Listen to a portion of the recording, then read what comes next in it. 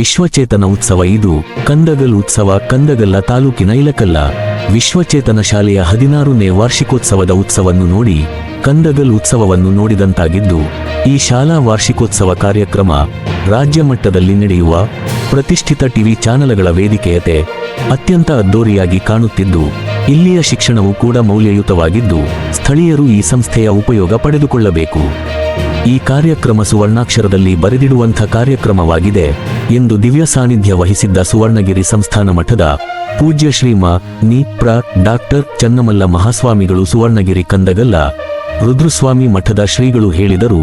ಶಿಕ್ಷಣದ ಮಹತ್ವ ಮತ್ತು ಅದರ ಮೌಲ್ಯದ ಕುರಿತಾಗಿ ಮನದಾಳದ ಮಾತುಗಳನ್ನು ಹಂಚಿಕೊಂಡ ಶ್ರೀಗಳು, ಆತ್ಮವಿಶ್ವಾಸ ಮತ್ತು ಪರಿಶ್ರಮದ ಮೂಲಕ ಜೀವನದಲ್ಲಿ ಉನ್ನತ ಸಾಧನೆಗಳನ್ನು ಸಾಧಿಸಬಹುದು ಎಂದು ಆಶೀರ್ವಚನ ನೀಡಿ ವಿದ್ಯಾರ್ಥಿಗಳಿಗೆ ಶುಭ ಹಾರೈಸಿದರು. ಕಾರ್ಯಕ್ರಮದ ಅಧ್ಯಕ್ಷತೆಯನ್ನು ಶಾಲೆಯ ಸಂಸ್ಥಾಪಕರಾದ ಸಂಗಣ್ಣ ಹವಾಲ್ದಾರ್ ವಹಿಸಿದ್ದರು.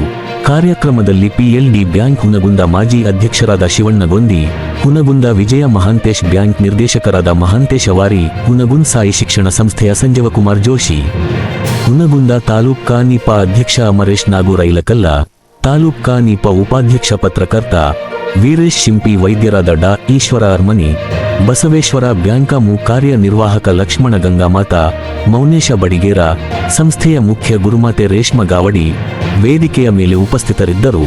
ಶಾಲೆಯ ಸಿಬ್ಬಂದಿ ವರ್ಗ, ವಿದ್ಯಾರ್ಥಿಗಳು, ಪಾಲಕರು ಜೊತೆಗೆ ಕಂದಗಲ್ಲ ಹಾಗೂ ಸುತ್ತಮುತ್ತಲಿನ ಗ್ರಾಮಸ್ಥರು ಸಾವಿರಾರು ಸಂಖ್ಯೆಯಲ್ಲಿ ಹಾಜರಿದ್ದರು. ಶಾಲೆಯ ಸಹ ಶಿಕ್ಷಕರಾದ ಕುಮಾರ್ ಪ್ರಸಾದ್ ನಾಯ್ಕ ಸ್ವಾಗತಿಸಿದರು.